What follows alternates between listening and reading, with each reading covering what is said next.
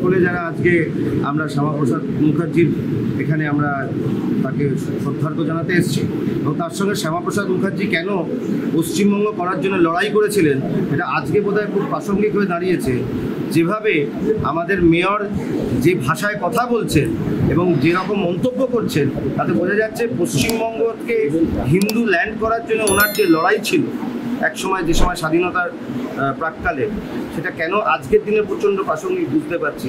আমরা হয়তো কোথাও সেই দিনটার কথা ভেবে আর আজকের দিনটা ভেবে হয়তো আমরা অন্য দেশে চলে যেতাম, যাইনি। ওনাকে শ্রদ্ধার্ঘ্য জানাই, সেই জন্যে ভারতবর্ষে আমরা থাকতে পারছি এবং ধিক্কার জানাই আমাদের মেয়রকে, যিনি যেরকম ভাষায় আমরা হিন্দু, আমরা গর্বিত যে ভাষায় উনি কথা বলেছেন।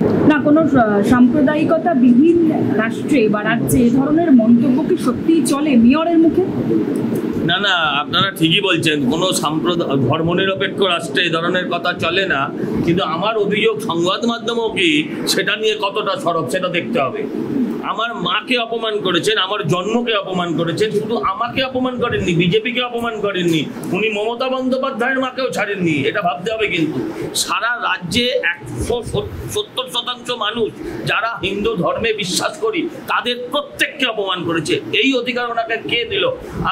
আমরা দাবি জানাবো ভারতীয় জনতা পার্টির নয়, সমগ্র ধর্মনিরপেক্ষ মানুষের পক্ষ থেকে, যে এই ধরনের কুলাঙ্গারকে অবশ্যই অনতিবিলম্বে তাকে তার পদ থেকে সরিয়ে দিতে হবে, মন্ত্রিত্ব থেকে এবং মেয়র পদ থেকে। আরে উনি তো শুধু বিজেপিকে আক্রমণ করেন। এই যে আগে আমরা ভাবতাম না যে উনি পাকিস্তান বলেছিলেন, কথার ছলে বেরিয়ে গিয়েছিল। মিনি পাকিস্তানটা কথার ছলে বেরোয়নি, মিনি পাকিস্তানটা তার এজেন্ডা ছিল। আজকে সেটা পরিস্ফুট হচ্ছে, সামনে আসছে ক্রমশ। ভাগ্যিস আমরা শ্যামাপ্রসাদ মুখার্জির মতন একজন মানুষ পেয়েছিলাম, নয়তো আমরা মিনি পাকিস্তান মানে বাংলাদেশেই বাস করতাম। আজকে আমরা বাস করতাম। আজকে আমাদের সকলকে ভাবতে হবে, কিন্তু এই বিষয়টা সকলকে ভাবতে হবে এবং এই বিষয়টা রেস করতে হবে। ধর্মনিরপেক্ষভাবে চাই, আমরা চাই যে এটা ইমিডিয়েট পার্টি তার বিরুদ্ধে, তৃণমূল পার্টি তার বিরুদ্ধে ব্যবস্থা নিক এবং সমস্ত পৌর প্রতিনিধির কাছে আবেদন করব যে তাকে যেন অনতিবিলম্বে তার বিরুদ্ধে অনাস্থা এনে তাকে যেন সরিয়ে দেওয়া হয়। আপনারা কি কলকাতা পুরসভায় এর বিরুদ্ধে কোনো কর্মসূচি? হ্যাঁ, নিশ্চয়ই নেব, কিন্তু মানতে হবে যে আমরা সংখ্যায় কম। উনি তো আমার মাকে শুধু অপমান করেননি, ধর্ম, জন্ম এইসব বলেছেন। এটা তো মমতা বন্দ্যোপাধ্যায়েরও অপমান, এটা তো সমস্ত বাকি যত কাউন্সিলর, যত বাঙালি হিন্দু বা ধর্মনিরপেক্ষ মানুষ আছেন সবার জন্য অপমান।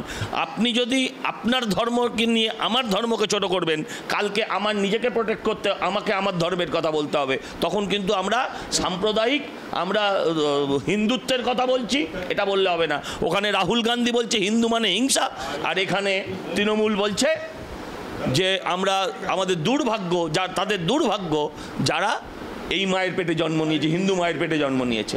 এর একটা বিহিত হওয়া দরকার, এর একটা শেষ হওয়া দরকার।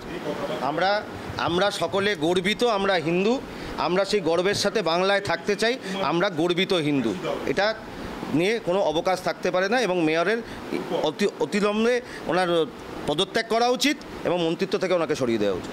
বাংলা নিজের বৌদিকেই চায়, তার মানে কি দাদা সাধন পাণ্ডের মুখকে সামনে রেখে শক্তি পাণ্ডেকে লড়াচ্ছে তৃণমূল? দেখুন, ব্যাপারটা এমন একটা জায়গায় নিয়ে গেছে, বাংলা মানে আসলে নন পলিটিক্যাল লোকের ভিড় হলে যা হয়, বাংলা নিজের বৌদিকে চায়, কথাটা ভালোভাবে ভাবুন আপনারা।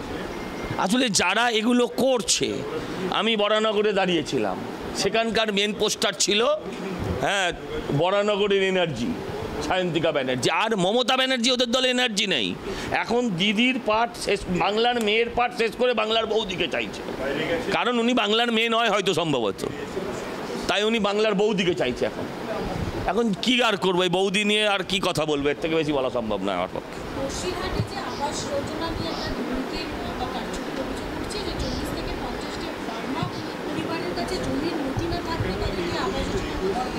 এমন কথা বলছে যেন শুধু বসিরহাটেই দুর্নীতি হচ্ছে। বসিরহাটে দুর্নীতি হচ্ছে, রাজারহাটে হচ্ছে না। সারা পশ্চিমবঙ্গেই এই দুর্নীতি চলছে, সারা পশ্চিমবঙ্গে। আবাস কেন, এরা প্রধানমন্ত্রীর পাঠানো পায়খানা সেটাকেও খেয়ে ফেলেছে, সেখান থেকে ওরা 3000 টাকা করে কাটমানি খেয়েছে। এই কারণেই সাধারণ মানুষকে অনেক সময় ভুগতে হয়েছে।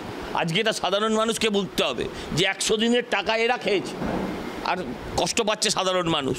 কেন্দ্রীয় সরকারই বা কী করবে? তারা তুমি যদি সঠিক হিসেব না দাও, তোমরা যদি এই বার্মিজদের তোমরা যদি বাড়ি দাও, তাহলে তাদের তো সরকারি টাকা, তাদের তো কোথাও হিসেব দিতে হবে, অ্যাকাউন্টেবিলিটি রাখতে হবে। ফলে তারা তখন সে ধরনের পদক্ষেপ নেয়, আমাদের ভুগতে হয়। কোচবিহারে যে নির্যাতনের সময় যে পোশাক, সেই পোশাক চেয়ে পাঠিয়েছে দেখুন, সেটা এখন কি কারণে চেয়ে পাঠিয়েছে দেখতে হবে। একটা হচ্ছে এক্সিবিট হিসেবে লাগতে পারে, আর একটা হচ্ছে সেটাকে তারা ধ্বংস করে ফেলতে পারে, নষ্ট করে ফেলতে পারে।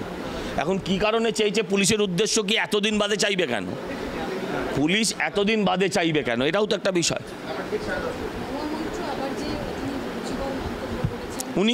উনি কবে রুচির মন্তব্য করেছেন আগে একটা উত্তর দিন। মহুয়া মিত্র নোন অ্যাজ কুরুচিকর মন্তব্য। উনি শুধু মুখে বলেন না, উনি আবার মানে অঙ্গ প্রত্যঙ্গের মাধ্যম দিয়েও দেখান। হ্যাঁ, তো ওনার থেকে রুচি আশা করবেন না, যেমন ঝাড় তেমনই তো বাস হবে।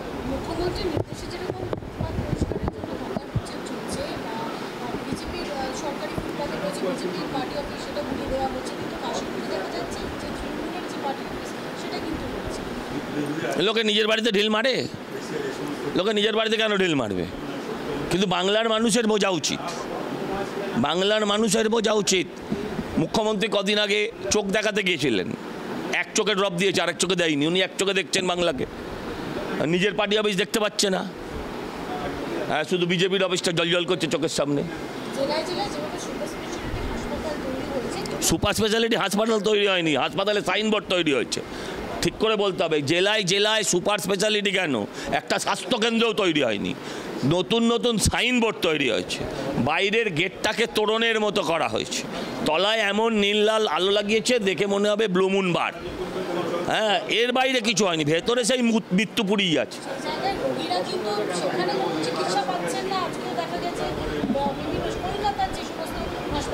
সাদা নীল রং করা কি চিকিৎসা? নীল সাদা রং করা কি চিকিৎসা? বাইরের গেটটা বড় করা কি চিকিৎসা? আগে মুখ্যমন্ত্রীর ভালো চিকিৎসা দরকার, তারপর তো উনি মানুষের চিকিৎসা করাবেন। কোন দায়টা উনি নেবেন? স্বাস্থ্য, অর্থ, হ্যাঁ, আইন, কত দায় উনি নেবেন? উনি কোনো দায়ই কখনো নেননি।